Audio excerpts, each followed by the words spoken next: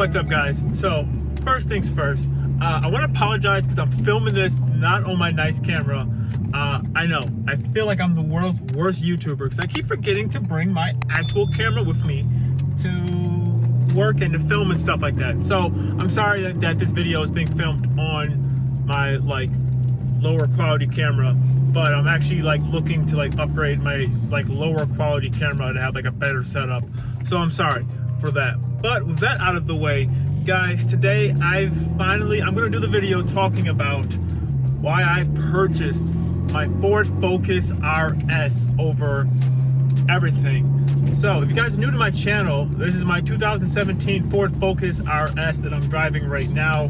If you guys can hear the exhaust that's on it right now, I just got the exhaust put on literally yesterday. I love it, the AWE track exhaust. That video is gonna go up, I think, after this video, because yeah. But spoiler alert, I love this exhaust. It sounds great. But with that out of the way also, so my biggest thing is when I was looking to buy my car, I was looking at a couple different things. So I came from a Dodge Challenger RT. I've had, I've had actually a decent amount of cars, performance cars in my day. And yeah, I was looking for something just a little bit different. Don't get me wrong, I love the Dodge Challenger, absolutely loved it. But, I got to the point where I was ready to move on. I was ready to just do something different. So yeah, that was pretty much what I was doing. So yeah, I was pretty much ready to just move on, go for something different, and just, I did all I could do with the Challenger. So I was ready to move on. So a couple of different cars I was looking for, which I didn't tell anyone on the channel I was looking for a different car. I kind of just kept that, in the back of my mind, waiting for the right opportunity to come up. So I didn't really say anything about it, but I was looking at a couple of different cars. First car that came to mind was a Camaro SS, 6th gen. I really liked it, the 6th gen. I've sat inside a couple of them, haven't driven one, but I sat inside a couple of them, and I really thought they were really cool. The same money you can get a 6th gen Camaro for, Focus RS. If you want a new one, you'll be more, but in the same price range. My other thing is though, I owned a 5th gen, so I kind of had that experience already. And don't get me wrong, the Camaro SS is faster. It's faster. If you want a highway bomber, the Camaro SS is definitely faster. You can make it into a faster car, easier. But I just don't know. I really wanted one, but then I kind of felt like it still would have been similar to the Challenger, even though it would have been different. And I kind of wanted to go inside a different direction. Same reason why I even thought about getting a Mustang GT. I mean, they're really fast. They're really cool, but my biggest thing was it just didn't connect with me, just emotionally. And so yeah, that kind of reason why I kind of stepped away from the, the American muscle cars, which, don't get me wrong, they're great because you want to go fast in a straight line, or not even not even just in a straight line, obviously, but if you want to go fast, they will definitely, with those cars, you will be going fast pretty quickly. My other thing, or the other cars I was looking at, was a Audi TT.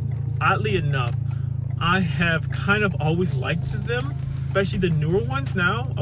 But my biggest thing was I didn't want a normal TT.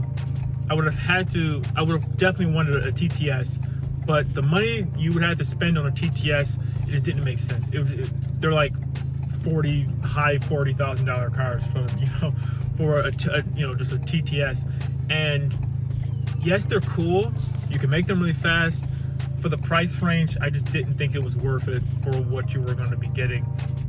And then also for the WRX, objectively, it makes sense. They're cool cars, but they just don't speak to me personally. I don't know why they don't. I've looked at them multiple times. They just don't speak to me personally.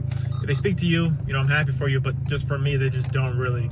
And I don't really know why. I mean, I think it's really the interior. I just don't really like the interior in those cars, but it just doesn't speak to me personally. I don't know why. But with the Focus RS, now ever since I first saw them, when they first were showing them off, I immediately, I don't know why, I like immediately thought they were really cool. Honestly, like before I first saw this new the three ones, I honestly didn't even know, like for Focus RS, I didn't even know that was a thing. I didn't know that they had any heritage or anything like anything at all. I'm just being honest with you guys. I didn't know much about them until I saw these new ones. And I remember when they were talking about it, and they were like, "Oh, it's coming to America." I was like, "Oh, that's cool. Like, what is it?" Then the more I started looking at it, I was like, "Oh, that's really cool."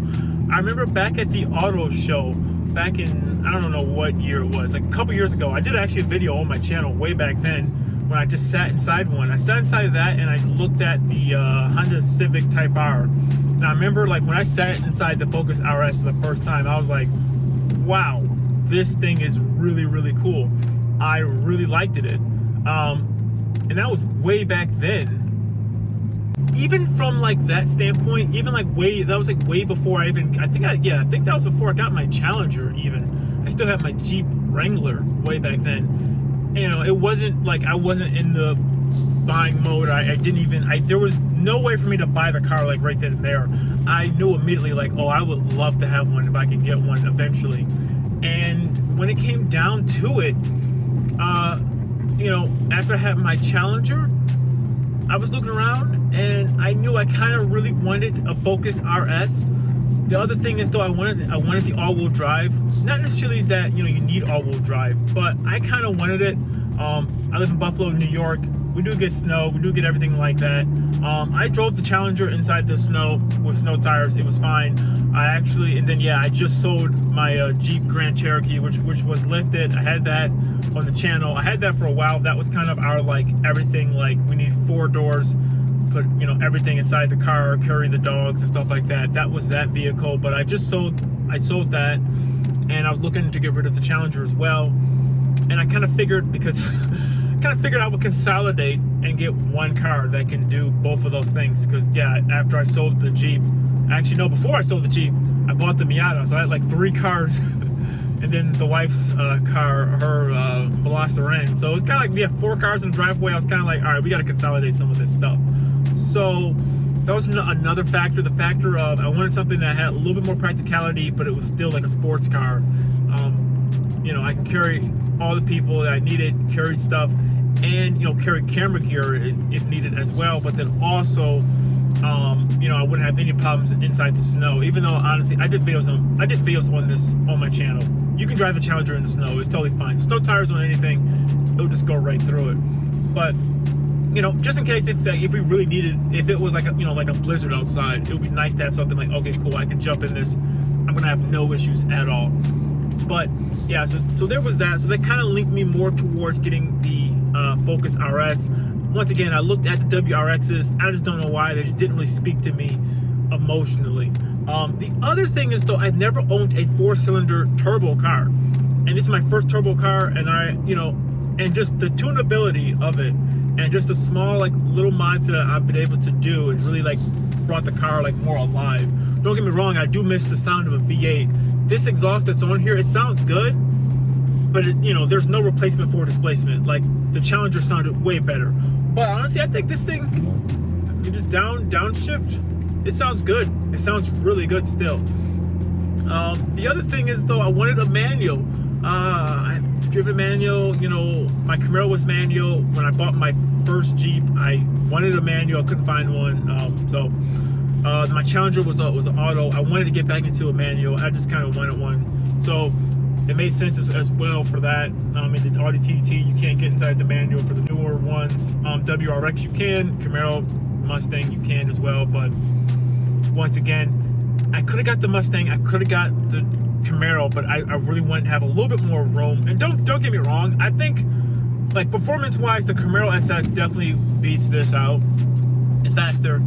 I mean, objectively to me, or subjectively, I think the Camaro looks better than this.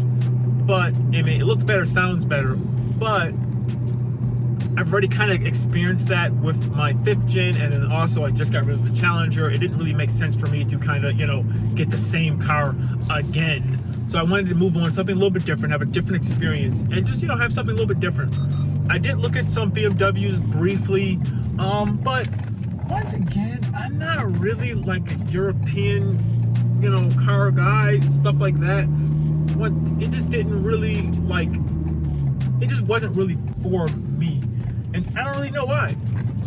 Don't get me wrong, like they're great cars. It just wasn't really what I was looking for at the time. So that's the reason why I didn't go with that. Sorry, I'm just like I'm moving at like a park, trying to make sure I can go through the parking lot without having cars beside me. Those are great cars. It just didn't really, it wasn't really what I was looking for. When it came down to it, the Focus RS, it was something I've always wanted. I wanted the all-wheel drive. I love the rarity factor and just how like it's unique. It is something completely different. And like if you don't really know like what it is, you're not gonna really know. And I kind of like that factor. The Challenger was definitely much more flashy. Like so would be a Camaro or like a Mustang. Like your average Joe, they see that, they're like, oh, that's, you know, they kind of know what it is. But this is much more sleek. Like people be like, oh, what is that? It looks kind of it's a Focus, but the front end looks so different. It looks different. Like what's up with that? If you didn't know better, you would think it was like a ST. So I kind of like that factor. It's a little bit under the radar, but it's still like really like, if you know what it is cool. And yeah, and then like the other thing is though, just having a 4-cylinder turbo car. I never had a turbo car, and yeah, I've been loving it so far. And yeah, this is like one of the few cars like I see myself like not worrying about like doing modifications and doing stuff to it. I'm not even thinking about the value of like the car. Like particularly like even when I was doing stuff to the Challenger, like I was always thinking like, well, can I bring it back to stock? Will this hurt the value of it? Because eventually I knew I wanted to get rid of the Challenger, like, you know, eventually. This car I really don't see myself really wanting to. I mean, I'm not gonna say it's like a dream car, but it's definitely was one of my halo cars, one of the cars I really wanted for a very long time when I first saw it way back then. So yeah, this is the car that I have been just thinking about, dreaming about, and I'm happy that I have it. And yeah, and just being able to do the different, you know, modifications to it. You know, doing a exhaust with a tune, you know, doing the intake, you know, I'm actually getting some real gains versus inside the Challenger, which I did videos on this on the past, but you have to like, to even tune it, you have to do so much. You have to change out the PCM to even tune it, because those ECUs are locked. It just was like, it was kind of at the point where I'm like, well, I don't want to do anything else because I don't want to like destroy the value of the car. But getting into this though, I don't feel that way at all. I feel like, hey, I could jump in here, do modifications, and just have some fun with this thing. But this is just a short, quick driving video. Like I said, sorry once again, filming on this camera, the sucky camera. But hopefully soon I'll have my other camera for when I'm doing these style videos like this. But if you're new to my channel, consider subscribing. I do videos Challenger, wow. I do videos on this Ford Focus RS, the Hyundai Veloster N, and the Miata, which is the track build on the channel. Check it out. Follow me on Instagram, OmegaGreed, same name as YouTube channel. And like that, guys, we're out of here, and we'll see you in the next video. See ya.